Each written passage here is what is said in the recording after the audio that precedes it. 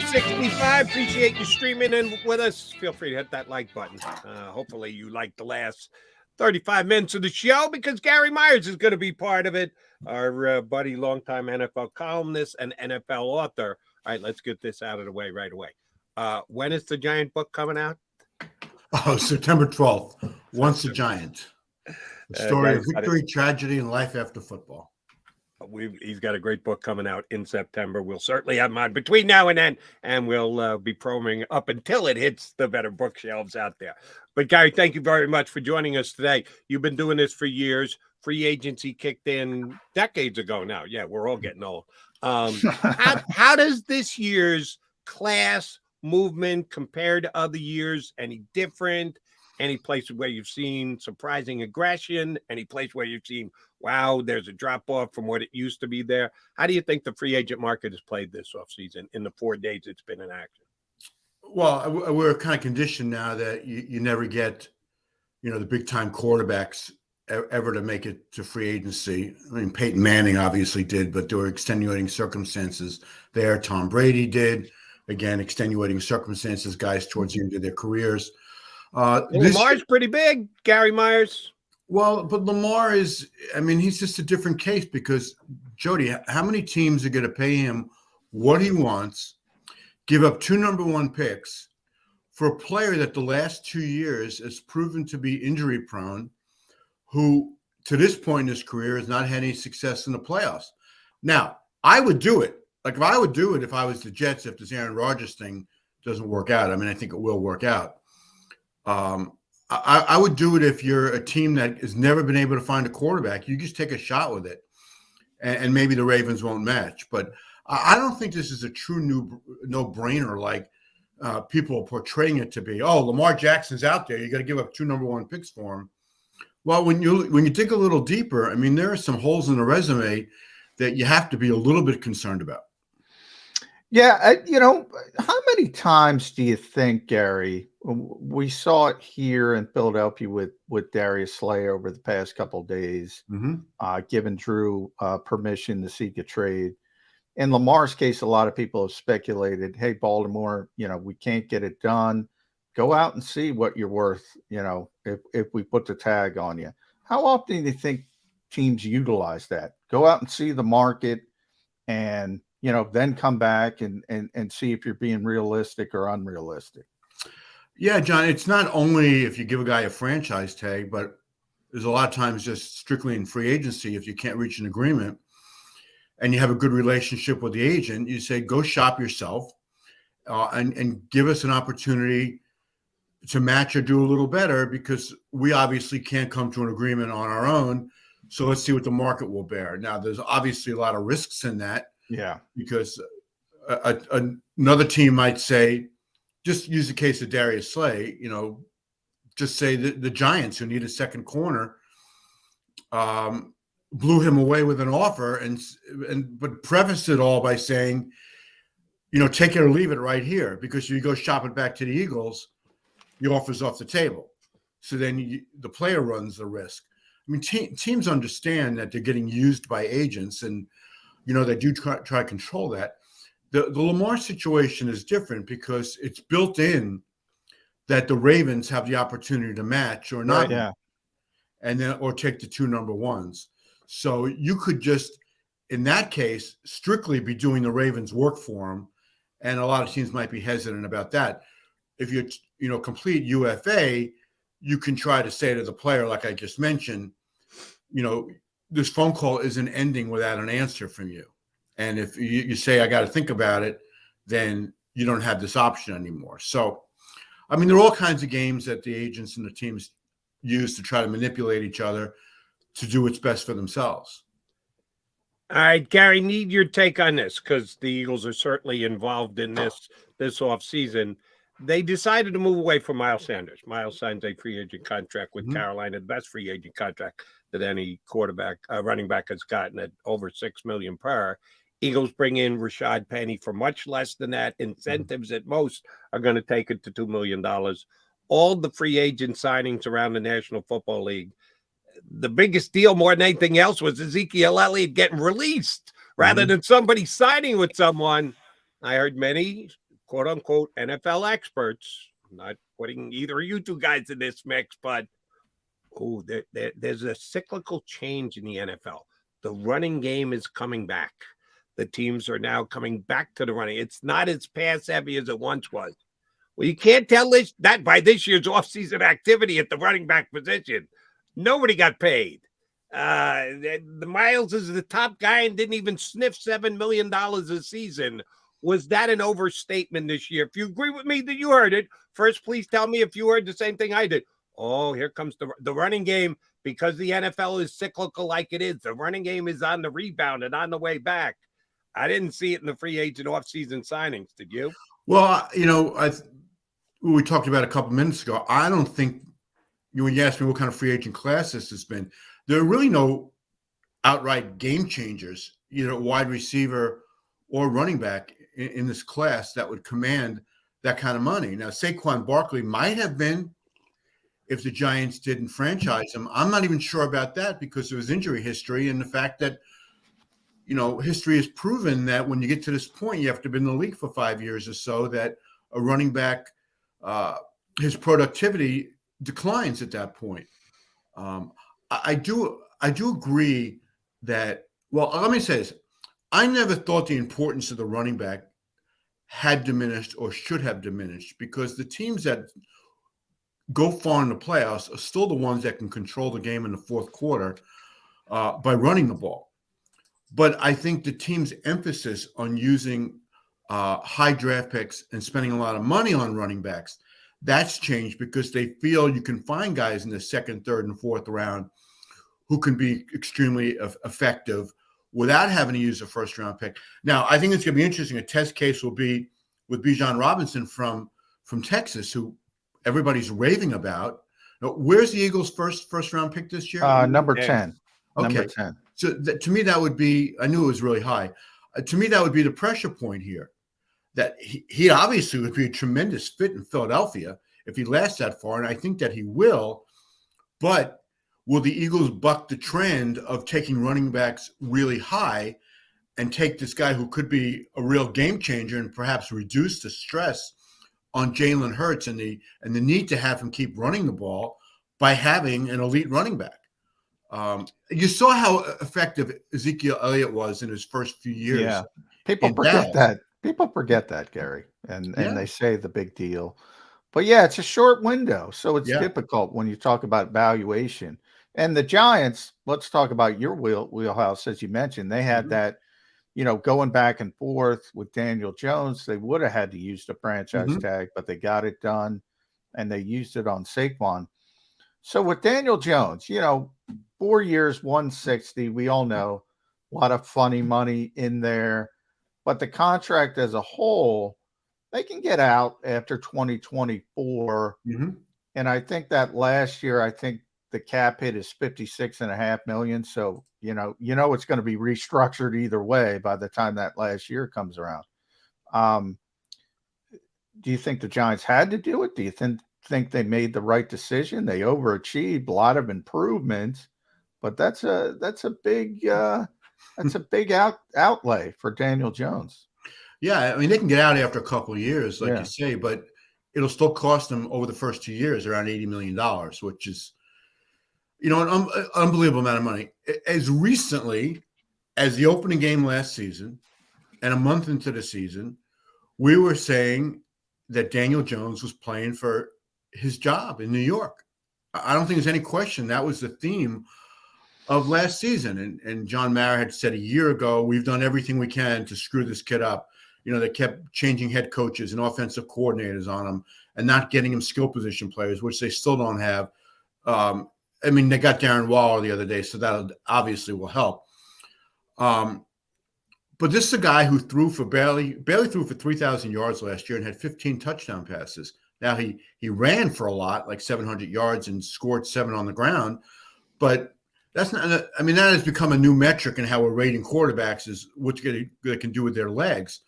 But I don't think we've come close to reaching the point of teams going, oh man, we got to stop Daniel Jones on Sunday, or we got no shot.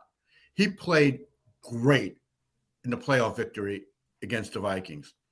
against, and excuse my language here, a really crappy defense. Yes, a really crappy defense. Right. And then we saw what happened the next week against the Eagles, where the Giants were completely outclassed, and he did next to nothing that game. Again, not his fault because he had no receivers that, kept anybody up at night. But I guarantee you the Giants will remake their skill position rooms before they hit opening day in September. They're going to go heavy on wide receivers. I think they'll take a wide receiver in the first round of this draft. They signed Paris Campbell yesterday, and that could be a decent signing for him.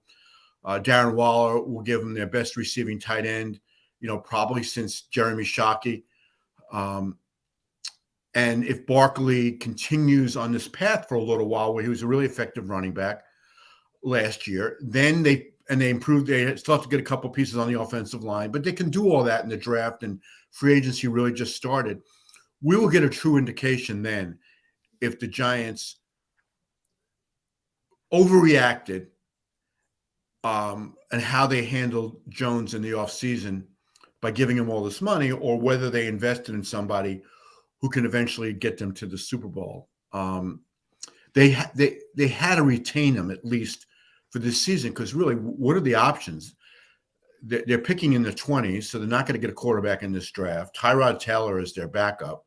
There was nobody on the market this year that, maybe they could have gotten involved in the Aaron Jones drama, but I doubt it. That's not really the Giants' style. So, and they like Jones. They thought he really progressed with Brian Daboll last year after having really bad coaching in the 2 years of Joe Judge. He played well his rookie year with Pat Shurmur, but then they got rid of Shurmur and started this whole parade of new coaches and offensive coordinators. So the bottom line is, I think they had to sign him. I'm not sure Giant fans are looking at Daniel Jones go, gee, $40 million for that guy?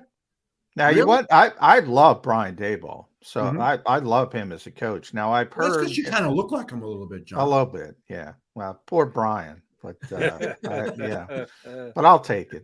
Brandon Graham says I look like Bruce Arians, but only when I have the Kangol hat on. So, when you talk about Brian and scheming up Daniel Jones, what's the thought process in the building? I mean, do they think he schemed him up? Because that's a lot. I wouldn't think they think that way, because I'm not giving $40 million plus and $80 million over 2 years to a quarterback I think the coach schemed up. So they have to think more of Daniel Jones than that, they right? do.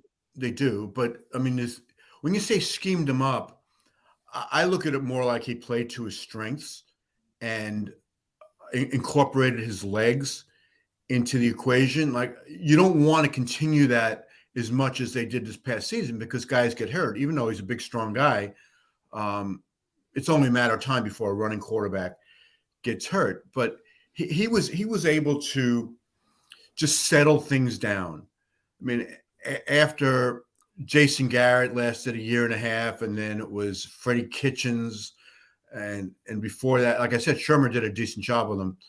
But scheming your guy up, I mean, there's different ways to interpret that.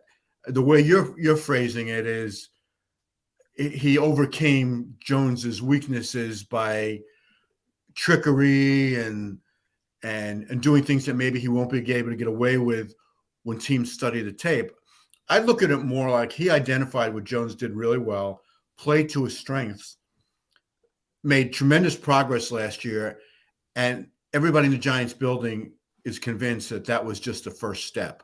That now let's give him some elite targets to throw to. I mean, when Isaiah Hodgins is your number one target in the playoffs, the guy that got cut by the way, I love that kid. He played well. I don't know if he can continue. Right. He played well, but is he A.J. Brown? No. Okay. So how far are you going to go in the playoffs when that's your best receiver? Now, they like him, and he'll definitely make the team this year. But if he's any better than the second receiver on their team, then their offseason has failed. I mean, they need a true number one receiver, and it can't necessarily be Darren Waller. They need somebody on the outside that's going to command double teams and scare some people. All right, GM, I want to move from one New York team to the other one.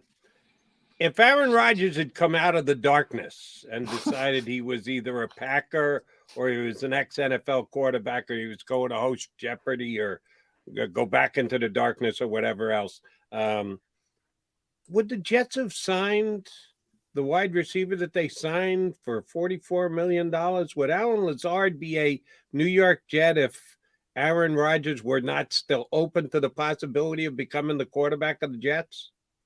Absolutely not, because receiver is one of the Jets' strengths, actually. Exactly. Yeah. I mean, they got the rookie of the year, Garrett Wilson. Elijah Moore will have a better year. I mean, he just got lost last year. I don't know what happened. Denzel Mims has shown some flashes. Corey Davis is a serviceable vet at this point. He drops too many passes, but and he'll probably get traded or cut. He might even be in the Rodgers trade. But I think going into the offseason, you wouldn't look at the wide receiver and say, this is an area that Jets got to build on. Obviously, in their talks, and Aaron Rodgers said this, the Jets said, give us a wish list, or here's what we're thinking about. What do you think of this guy? There's no doubt there was collaboration here with Rodgers and the Jets in signing Alan Lazard. And they'll probably sign Randall Cobb also, and he wants Mercedes Lewis. And all these guys will help, but whether they're priorities or not, I wouldn't. Yeah, I wouldn't have Randall said Cobb and Mercedes Lewis. I mean, Yeah. Aaron's look. Jody will tell you, Gary. Nobody has more respect for Aaron Rodgers and his skill set than me. But he's kind of intimated in the past that Green Bay hasn't always got him the best weapons, and then he wants Randall Cobb back all the time, and he wants Mercedes Lewis back all the time. I mean, which one is it, Aaron? You got to come out of the darkness when it comes. You got Garrett Wilson with the Jets, as you mentioned. Yeah. I mean, that's a playmaker. He's a terrific young player, and I think as long as he stays healthy, he's going to be one of the best wide receivers in the league for a bunch of years. The funniest thing and the most incredible lack of credibility statement that Rodgers said the other day is that he went into the darkness 90% convinced he was retiring. He was going to retire, yeah. $60 million. I bet his $60 million that he was not going to retire.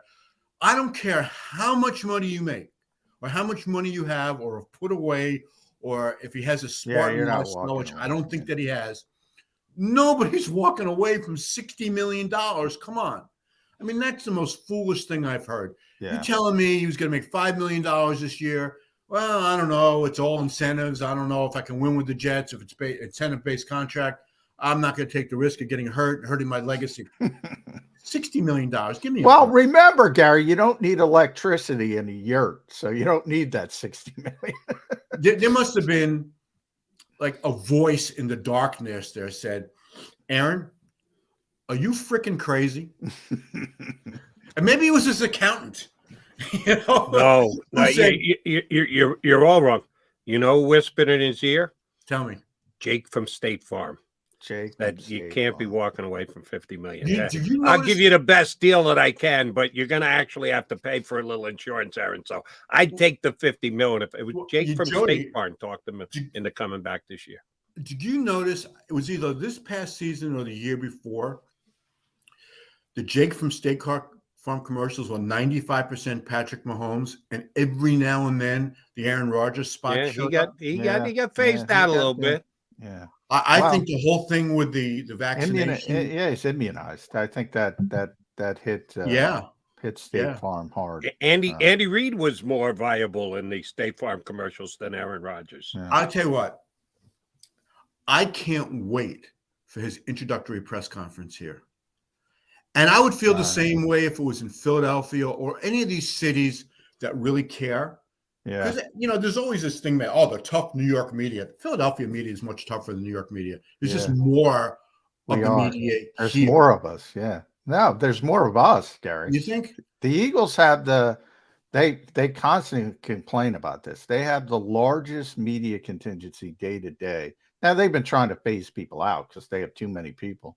But yeah, it's astonishing because you would think New York would have more, And they might between the Giants and Jets. Well, I was going to say that Yeah. when Rodgers has his press conference, the world will the world as it is here in New York be more. will descend on Florham Park. But I'm really curious. Now I know if I was there, and I'm not going to go because I don't have a paper to write for these days. But I would turn back the clock and ask him some of these questions about some of the stupid stuff that he's been doing over the last few years. And I hope he does get grilled on it and they make him accountable. I'm not saying they didn't make him accountable in Green Bay, but it's time to revisit some of these outrageous things that he's been saying the last few years. I think it's going to be incredibly fascinating. I'm so happy the Jets are getting him because it's just going to be fun to hear what he can get away with here. Yeah, and oh, by the way, forget about the NFL Network, ESPN, and other outlets will cover it live. There is going to be no hiding for Aaron Rodgers. Oh, absolutely. That will be a It's big not day. Green Bay, that's for sure. It is not Green Bay. Where's Joe Douglas with the Jets? I have tremendous respect for Joe. What do you mean? Where is he in terms of what? In terms of, is he GMing for his job this year, for lack of a better term? Is he? How sound is his footing at Florham Park? That's a really good question. And I would answer it this way: that I do think this is good, especially if they get Rodgers, and they will get Rodgers. And we haven't yet talked about the little game that's going on between the Jets and the Packers right now. But assuming they get Rodgers, I think that Douglas and Saleh have to make the playoffs this year. That their long-term future in New York will be determined by the success on the field. The Jets are a win-now team. Douglas has done an excellent job since he's been here in building up the team, but he hasn't found his quarterback yet. And you can't win without a quarterback. So if they don't win this year with Aaron Rodgers, then now I don't think they should get rid of him, but he swung and missed on the biggest decision that he's had to make since he's here, and that was Zach Wilson. If you remember that draft, other than Trevor Lawrence, there was just a bunch of guys that nobody knew if they were going to be great or not. And I had advocated before that draft, and I remember they still had Sam Darnold, who had gotten horrible coaching from Adam Gase. I had advocated that the Jets give Darnold one more year and take that second pick and trade down a couple of times. You remember, that's what the Dolphins did. I think the Dolphins were picking third. They traded back to 15th.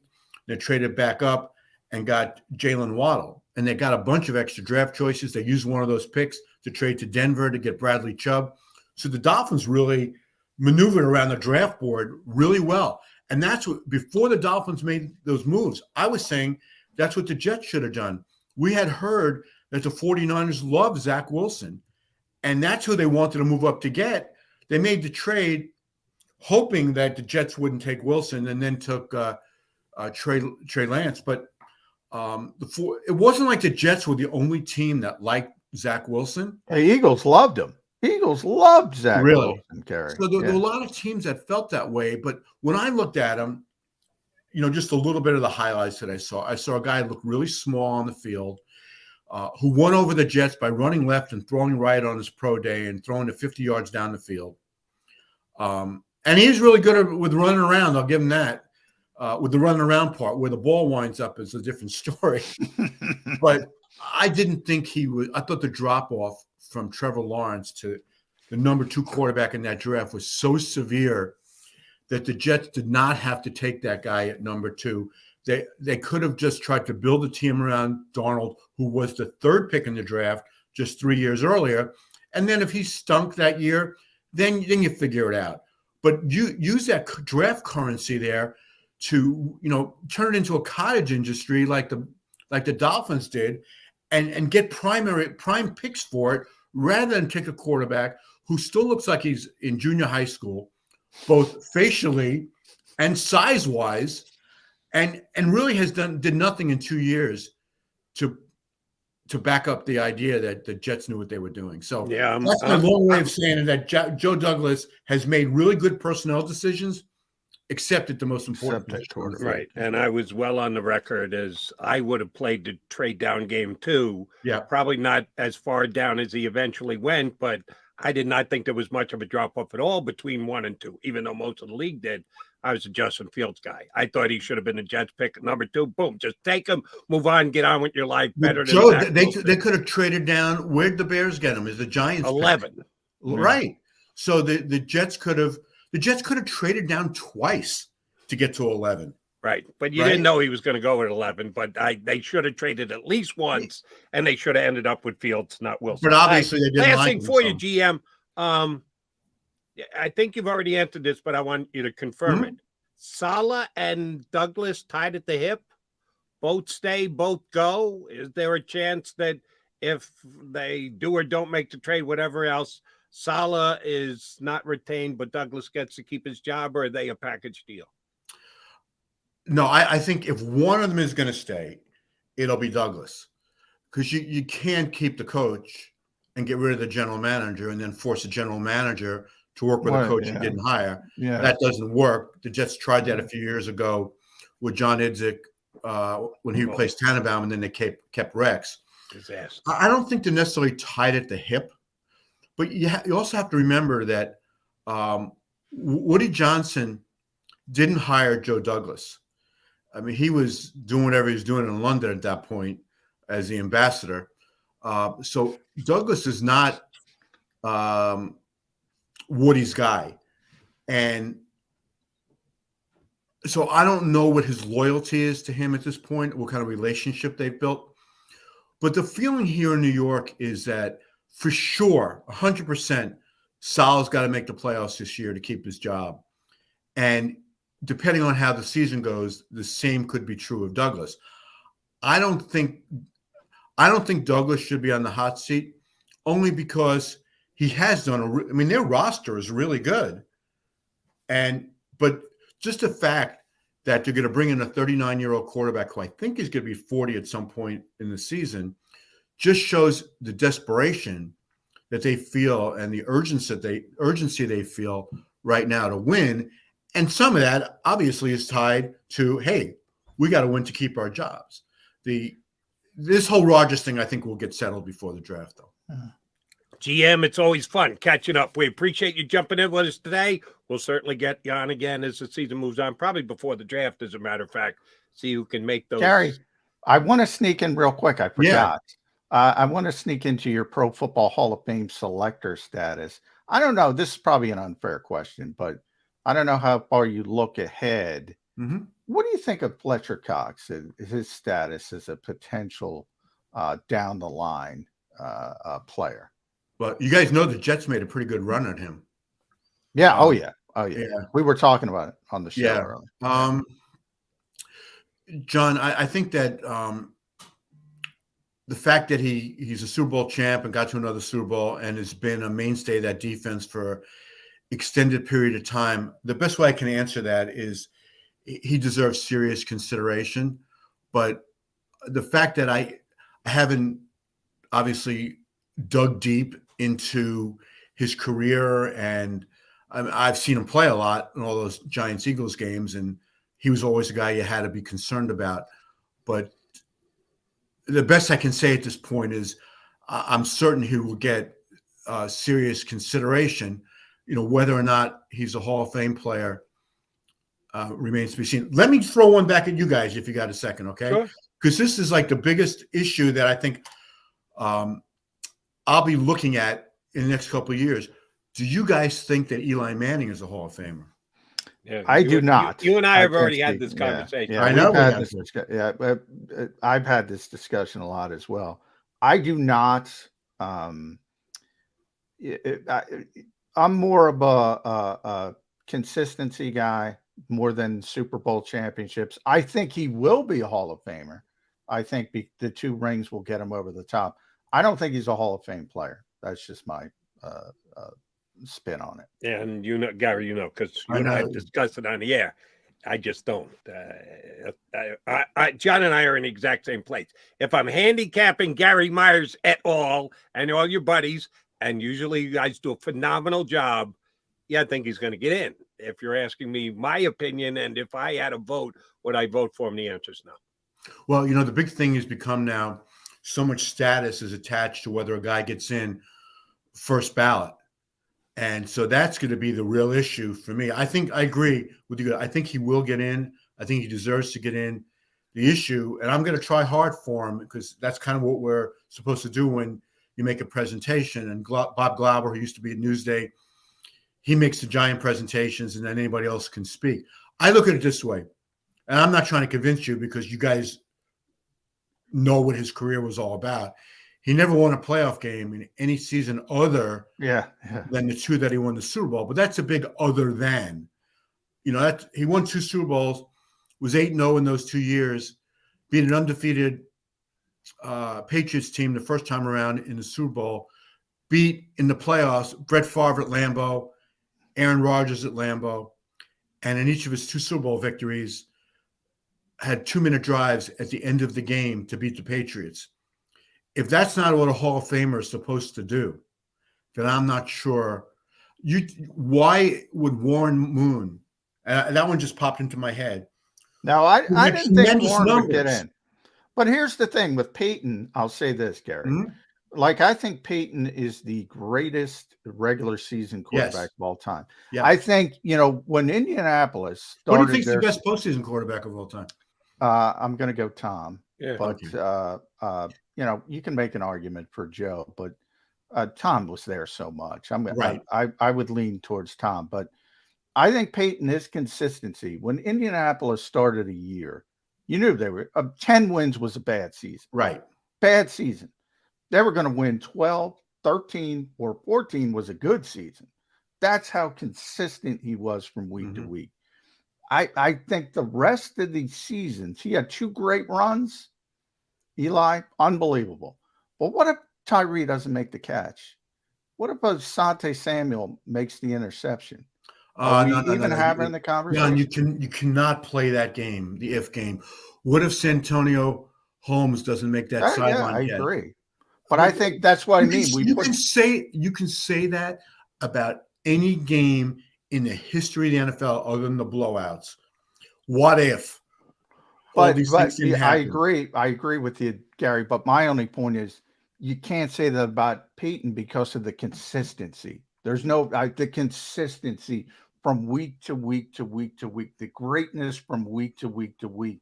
There's no ifs. This guy, ifs with Peyton. Let me throw this one out. What if the tuck rule, whatever the tuck rule was and no longer is, no doubt about it. Charles Woods makes the hit. The Raiders recover the ball. They win the game. Oh, no doubt about it. How many more career? Does Tom have, though? How many more does Tom have? I mean, right, but would that have happened? Right. I don't need to play the what if. Without that first here's one, what I know. the others Eli Manning had 2 phenomenal, unquestionable Hall of Fame seasons in a how many year career? Yeah. Is that enough to put him in? No what ifs. Is his 2-year unbelievable run enough to get him in? For me, it's too short. For others, I think Brady would have won multiple Super Bowls, regardless of that tuck rule, because he was that good. Yeah. I get your point. I'm just saying effect. That first one, did it lead to the second and the third and the fourth because of the confidence? Rather than just having one playoff game that year under his belt and losing it, they go on and win in Pittsburgh. They beat the Rams, and the Tom Brady magic started. So, but I'm not going to look back at his career and say, well, what happens if that Raiders? It's fair point.